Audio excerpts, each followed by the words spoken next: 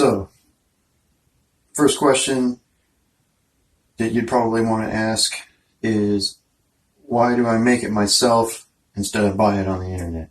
Because there's a lot of companies on the internet that sell Ormus or Mana. Same thing. And you can. It's safe enough, but I don't want to buy it because I don't know anything. If they're in another part of the country, they're owned by a corporation, by somebody I don't know, and you use lye to extract the Ormus out of the salt, and lye is extremely caustic and dangerous, and so I just want to make sure I'm washing it all out. So I'm making my own homemade Ormus just because I'm OCD and I want all the lye out. But you still can buy it. It's safe enough to drink, and who knows, maybe I'll find out about a company that makes it ethically and I'll buy it. But yeah, I also like to make sure I'm using the natural process instead of buying chemicals made in a lab, wherever they came from, whether it's natural or not, I don't know. But I make my own lye because it's easy to make, because all you got to do is find some wood ash from somebody that you know burns clean fires, that just burns wood. Maybe some paper, maybe some cardboard, but basically just wood. No manufactured wood, no mixed glue or anything, just wood, natural wood. That's all they burn. That's the ash that you want, with no burnt plastic or aluminum cans or nothing. Clean ash to make your lye, to have a clean process of making your Ormus. And I really want to go to Mount St. Helens and get some ash from Mount St. Helens, because not only would that be clean, I think it's going to make way better Ormus. I'm really looking forward to that. It's going to be a journey. But basic directions for making Ormus. First of all, set up all your equipment. Get everything organized. Clean up your area you're going to work in. Make sure nobody's going to be in that place. That's your area for 2 or 3 days, to make this stuff. So it's going to be clean. It's going to be organized. Everything's going to be ready. Your equipment's going to be safe. It's nothing that the lye with its high alkaline is going to melt. It's not going to melt through it and onto your counter and burn things. Make sure it's high grade glass that's made to not break. Make sure you're doing your mixing in that. It's preferable to use distilled water. I've been using Crystal Geyser. It's just it's always been clean water. I've always been able to rely on that. The quality hasn't changed. It hasn't gone up and down. It's always been good, and it's always been affordable. So anyways, I got a bunch of that because it's got natural alkaline in it and natural minerals, so I figured it'd make my Ormus better. But I think most people say it's preferable to use distilled water because it's more even keel for mixing molecules in. There's more room in there. Because it's more in the middle, if that makes any sense for chemists. I'm not that far along as a chemist. Make your full strength lye, set that aside, and then make another half strength lye and set that aside. Use your full strength lye in the beginning to get your alkaline up fast to extract your Ormus. Extract most of it. Okay, then you're going to take your half strength lye and then use that to get your alkaline at exactly where you want it to be. Like, let's say for instance, like today I was using my full strength. I got it up to about 10.6, and then I got my half strength, and then I let it drip in slowly, and I kept coming back and testing it until it was 10.8, and then I left it alone, came back, tested it again. It was back to 10.7. I was like, okay, good enough. It's like almost like it's made itself. It's on the way back down. Okay, fine. Good enough. That's almost 11. That's pretty good for wood ash. That's pretty good. So anyways, I got that exactly where I wanted it. And then I emptied out the lye after the Ormus settled at the bottom and started adding my water. Let's see, you need all the things you need before you get started. A pH tester, a Teflon spoon, clean vinegar that's not mixed with anything, I don't know, like preservatives or weird preservatives or anything like this. Regular vinegar, plain, regular old-fashioned vinegar. Clean your area with that. Tempered glass is what you need to mix with because it won't break, because lye heats up and it can break your glass. Non-bleach coffee filters for extracting your lye from the ash, because you're going to mix the water in the ash and then you're going to pour that through the non-bleach coffee filter, and then that's going to be your lye you're going to use for your Ormus extraction. Preferable distilled water, but might as well experiment. I did, and it worked out good. Crystal Geyser turned out to be good, and it's cheap enough. I can get my fancy high grade, high alkaline water, and it's affordable. I can go get it at the dollar store, get a bunch of it, and just use it for Ormus and drinking. I'm not trying to make Crystal Geyser any money, I swear. I am just saying it's the most ideal I've found for people at the bottom that want good water. Getting the lye is such a pain. When I first started trying to make Ormus, I tried getting lye, tried ordering it. It never even got to me. I got ripped off. It was supposed to be this high quality food grade lye. I ended up glad it didn't come, because then I ended up learning how to make my own lye. So as you can see, I decided to go with a giant root beer mug.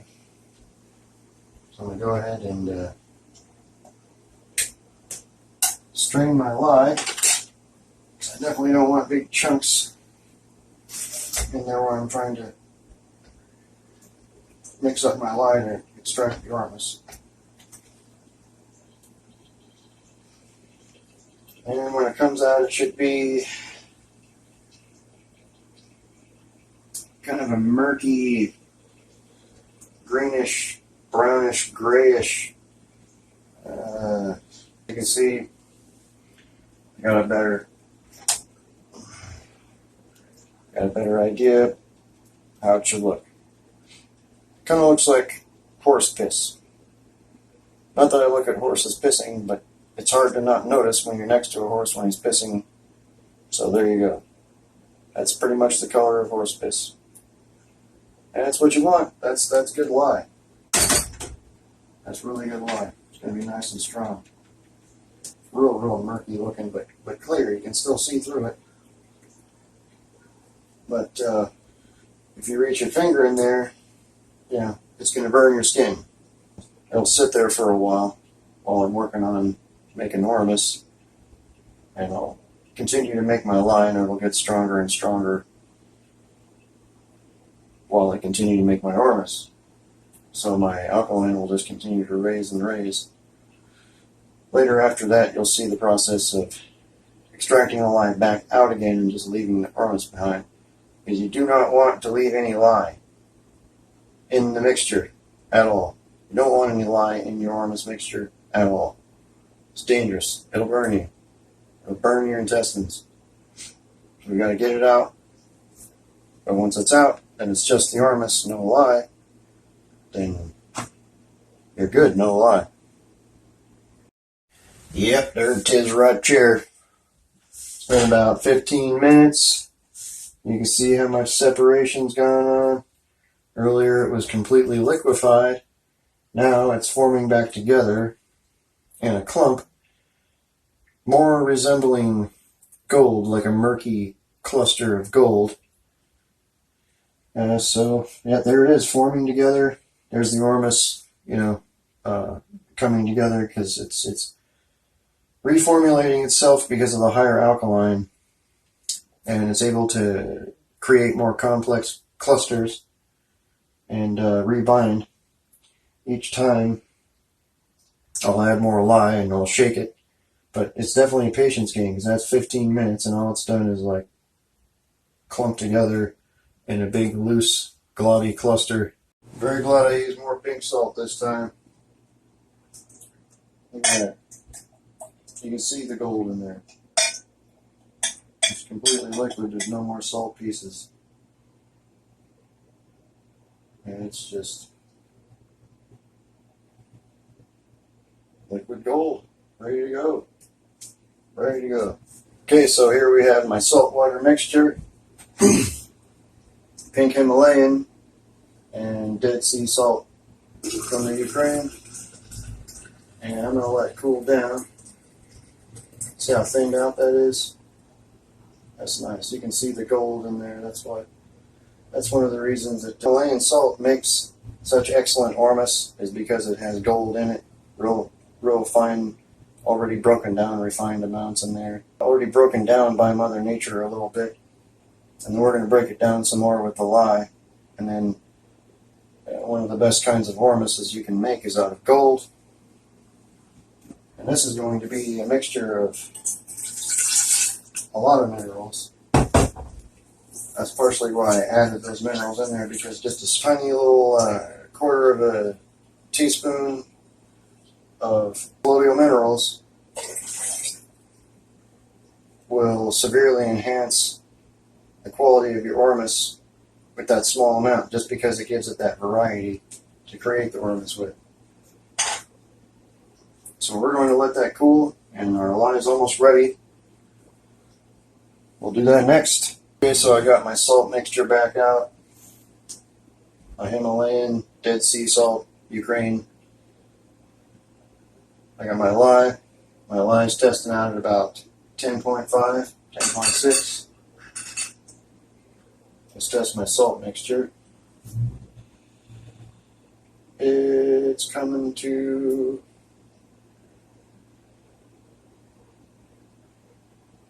quite a bit lower, but that's okay, because that's what that is for. This is down to 6.9. Might even be lower than that. That's pretty acidic. We don't want that. I want to raise the alkaline to at least 9.5, or the Ormus is not going to be very good. It's not even worth making unless you can get it to 9.5 or higher. Last time I got it to 10.5, 10.6, Ormus came out pretty good. But I did use a mixture of salts, and I added some minerals to give it a more well-rounded palette of minerals.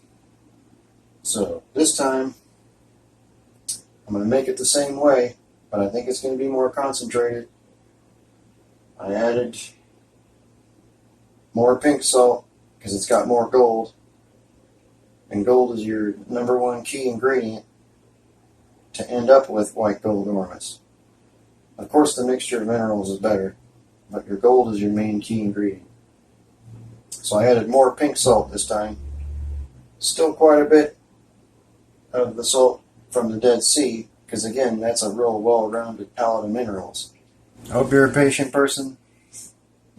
Making Ormus is not real complicated, but I still hope you're patient. It gets tedious sometimes. Waiting for my alkaline extraction here, my lye. But yeah, make the best use of your time while you're waiting for this kind of stuff, instead of sitting around watching TV and doing nothing, right? Get your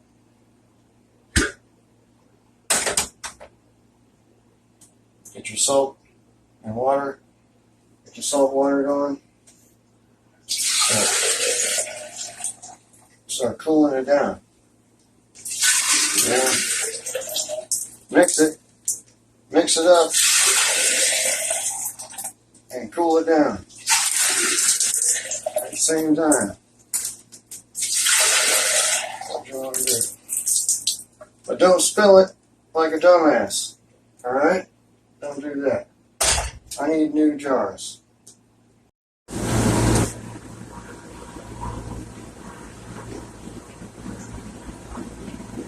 If you look inside the liquid, not at the liquid, but inside the liquid, you'll see the white clusters forming. Go ahead and check my pH.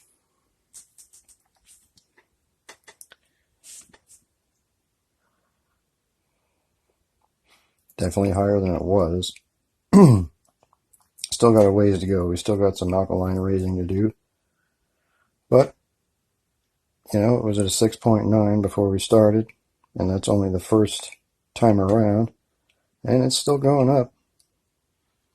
Yeah, maybe I can get, if I can get at least an 8 point, that's a good number for the first round. Namaste. Okay. So day 2, this is the 4th time I'm trying to compound the alkaline using the lye that I'm making from fire pit ash. I'm thinking, why don't I go on a trip to Mount St. Helens and get some of that ash? It's got to be way higher in alkaline. And I'll still use this compounding method, but I bet I can do like maybe 3 compounds instead of 5 or 6, and it'll be more pure. It's got to be more pure if it's from Mount St. Helens than ash made out of firewood. It's got to be. After I dumped some water out and added some more lye to raise the alkaline's about,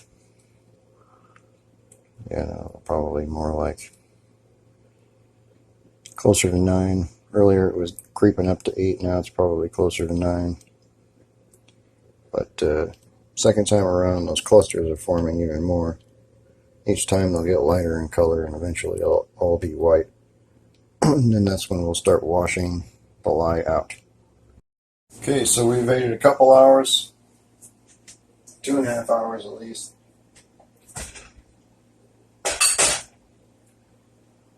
Water's pretty clear, you can see through it. The Ormus is collected down at the bottom. So I'm just going to dump out the excess water that's separated out over the top. Now, all we have is what's left of the Ormus at the bottom. And then I go ahead and add more lye, get it real concentrated, raise the alkaline further, let it sit, dump out the water, raise the alkaline further, let it sit.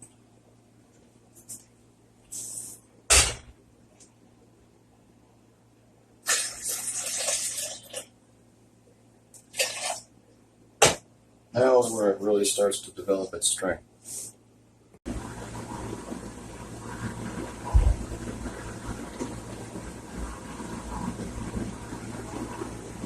Okay, this is actually not too bad. It's been about another 15 minutes, so a total of a half an hour.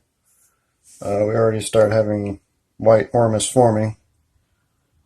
If you don't look at the gold clusters at the bottom, you look at the Ormus forming above that.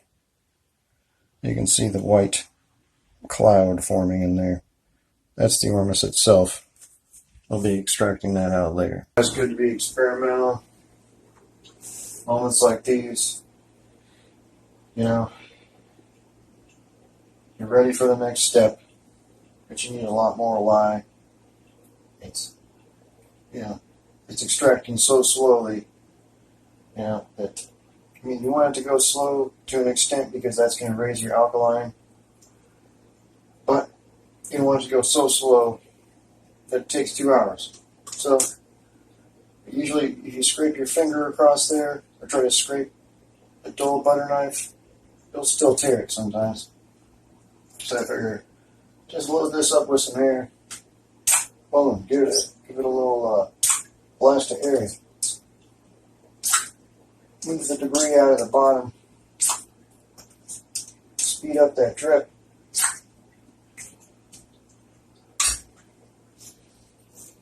Yeah, a lot of good that did. Worked good last time.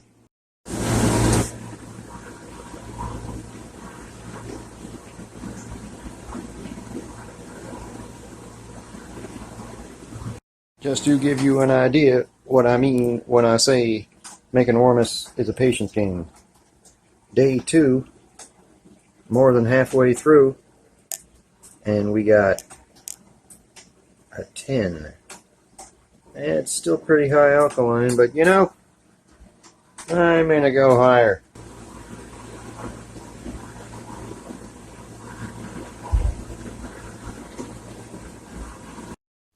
Okay, end of my second day. And the most important part of the whole thing is washing. Now that we're done making our Ormus, now that we're done extracting it with the lye, now we're getting rid of the lye.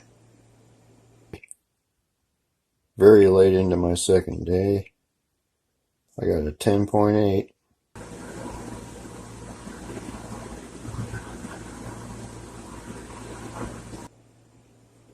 So we're washing it out. So this part, we're pouring the old lye liquid out. We're filling it with water. And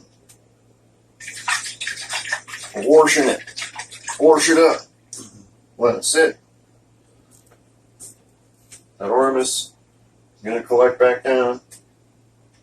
I'm going to slowly pour the liquid above the Ormus all the way out, holding as much Ormus as you can in there while you're pouring it out. Leave a little behind if you have to not lose some Ormus. Fill it back up with water. Wash it again.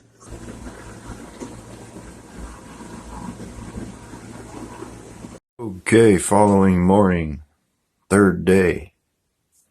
Not too bad, not too bad.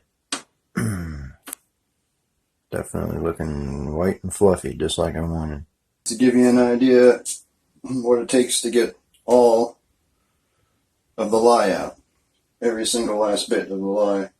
I'm on my 8th washing, and there's still quite a bit of color in there showing that there's some lye left in there. It's a lot cleaner than it was, but the Ormus still could use some cleaning. It's still got some lye mixed up in it too.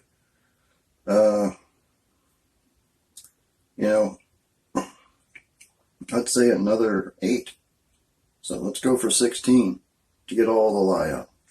Okay, halfway through the third day, we are on our 9th wash. Making Ormus takes patience. It's not complicated, doesn't take a genius, not at all, but man, it takes patience.